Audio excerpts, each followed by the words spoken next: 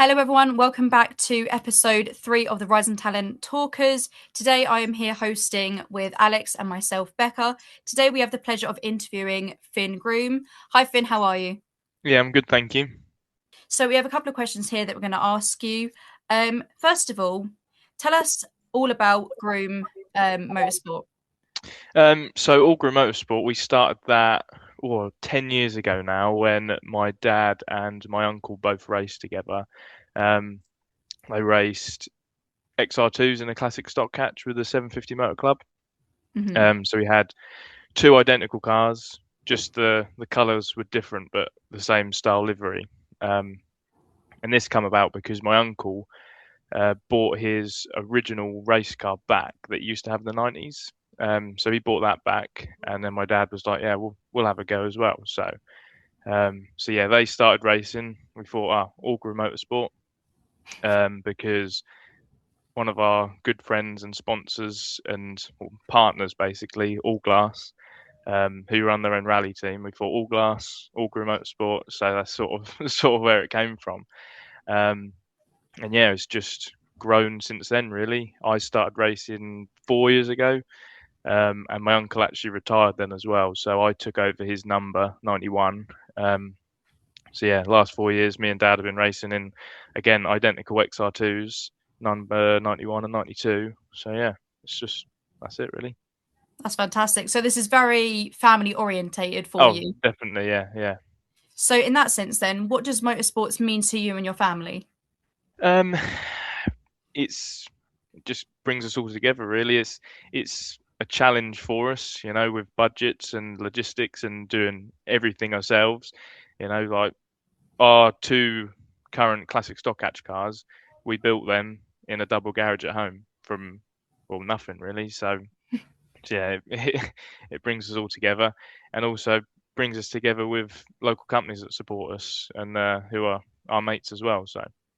That's brilliant. That's really inspiring. What's been your favorite track? Well, favorite track you raced at, of course. And what is it? Um, my favorite track. So that's a tricky one because yeah, I'm not sure I have a definite favorite. I mean, Snetterton's my local track, and I got my first podium there as well and first fastest lap. So that's always been one I've enjoyed and one I've been round the most. My most successful track is actually Brands Hatch, which is still fairly local to me. I've had 3 podiums there, I think. Um, but then Donington GP I quite enjoy. That's quite a good track. I actually went from dead last 22nd to fourth in one race there, which I was quite pleased with, which made it jump up the ranks of my favourite tracks. That's really impressive, yeah. How does your team work around having such a small budget in this motorsport industry? We just learn to do everything ourselves. That's all you can do, really. I mean, there's big teams out there that pay people to do their livery, pay people to, you know, change the tires and service the cars, but we literally do everything ourselves. And neither of us come from any sort of automotive background. Dad's in construction and I'm in the water industry, so absolutely nothing to do with cars. But you know, you just got to put your mind to it and learn the car and learn how to work on it and repair it. Um, and obviously, the best way to do that is to build it. So that's why when I started, I was like, right, I want to build my first car because then you know everything about it. So when you're at the side of the racetrack and you've got however many issues and you've got like 4 hours till the next race, you know that right, I've actually fitted this part, so I know how to go and take it off and replace it. So yeah, that's how we get around it really. Obviously, being a small team, then Finn, what's your favourite part about being a small team? Just that we all sort of have our role and we all take part in it. Um, Everyone gets stuck in with every part of it. Like this year, we're obviously stepping up to the mini challenge, which is bringing a lot more challenges to it. Um, like we're running it as a company, we've got to do accounting, we've got to get invoices paid from sponsors, we've got to pay invoices for parts.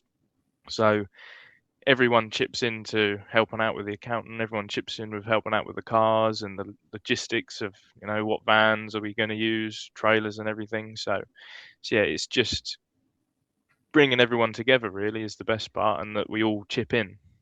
That's brilliant. As you did just mention, you talked about the struggles that you have surrounding being a small team. What would you say is the biggest struggle? Is there one in particular, or is it just kind of a group of them? I mean, the biggest thing has got to be finding the budget to go racing to start with, because once you've got sort of the bulk of the budget there, you can scrape through the rest. And as long as you're doing everything you can yourselves, and not skimping out on things, but not having new tires all the time, and making sure you get all the life out of your tires and stuff like that. Yes, it's getting that initial budget is the hardest part. Very much so. How did you go about starting the team, and how did you actually deal with the initial startup costs of starting it up? So the startup, we sort of funded it ourselves basically. When I was 16, I got an apprenticeship. So instead of putting money into a road car, Dad bought me sort of the bits to build a race car. So that's where it sort of started from, and we spent the next couple of years building my car, building Dad's new car. And yeah, we just sort of funded most of it ourselves. We had a few little sponsors that were mainly mates. One of them, they lent me a van, one of them lent me a trailer and stuff like that. So I didn't have the initial cost of having to transport the car straight away. And they helped us out with tires and stuff and advice. So yeah, that's sort of how we got going. This is going to be a bit off track here, but do you think that family-run motorsport teams are disappearing in this industry? It seems to be. I mean, at club level, maybe not, but as soon as you get any higher than that, they tend to. I mean, there's so many big teams out there that it's not only just to go with a big team for the help, but also the name of being with a big team. People like what comes with being with a big team rather than trying to run it themselves.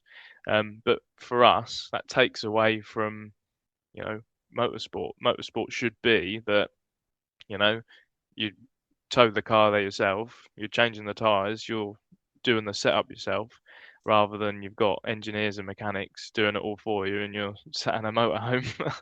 Yeah, fair enough. That's where racing comes from. What's your business, sponsor-wise, of course? What's your sort of business plan when trying to attract them, and how do you actually give them their worth back almost?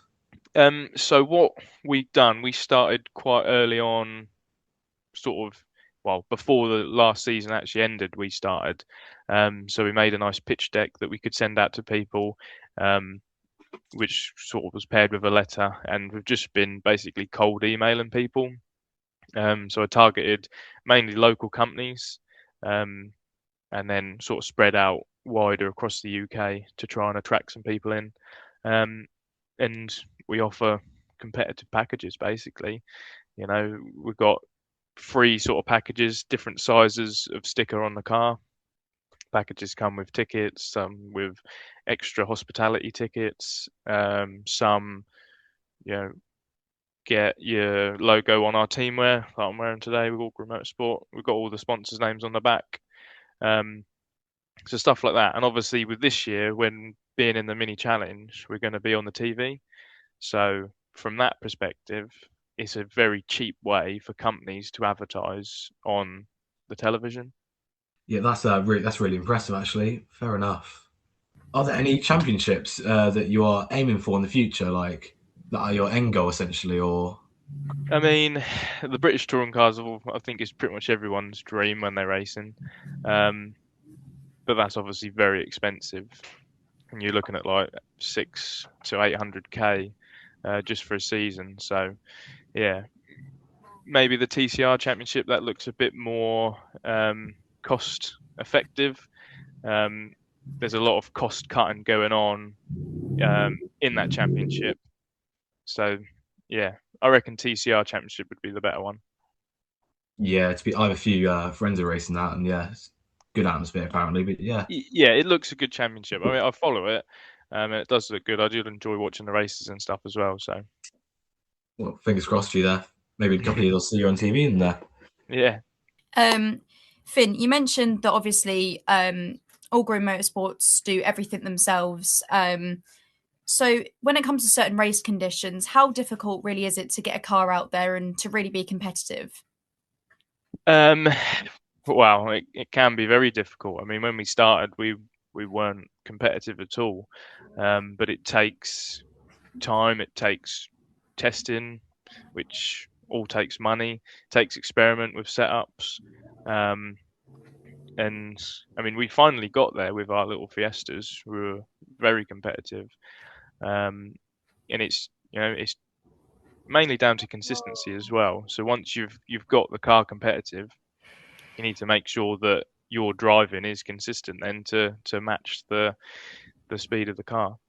Really, really important. I did just want to mention, because this is very recent for you, am I right in saying that you partook in Rally Sweden, is it called?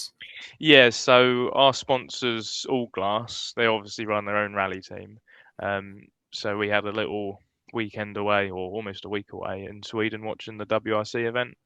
Because obviously we go away with Ben and the team a lot to watch their rallying, and we're usually working on their rally cars. So it was actually quite nice to go to an event where we weren't working underneath a car and we could actually go and watch all the stages. So That's amazing. I did see some of the footage that you guys had taken whilst you were there, and it looked absolutely brilliant. It like made me want to be there myself. I guess it probably gave you more of an opportunity to maybe learn something new.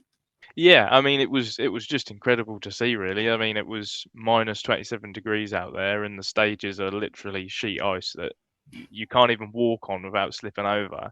And there's these cars whizzing past you at like 120, 130 miles an hour with like 10 mil studs in their tires. It's just incredible. It's like nothing else that you've ever seen before. No other motorsport comes close to it. It's absolutely nuts to watch. Um, and yeah, it was interesting. I did speak to Hancock that are out there. They're the tyre supplier for WRC. I did talk to them about the tyre compounds and stuff. But obviously it was probably not going to help me and my Mini because we're running slicks and they're running studded snow tyres. So Sounds really amazing. I did just want to ask, as for a final question, if you had to describe yourself with 3 words and 3 words only, what words would you choose and why would you choose them? cool, that's a good question. Determinated. I am determined to, get on the grid and continue getting on the grid. Um, Persistent as well. We don't let anything stop us. I mean, we've had to rebuild cars in the space of a few hours to get back out on the grid, and we've always managed to pull through. And yeah, just a family guy as well, I suppose. It's nice having a team that is filled with my friends and family.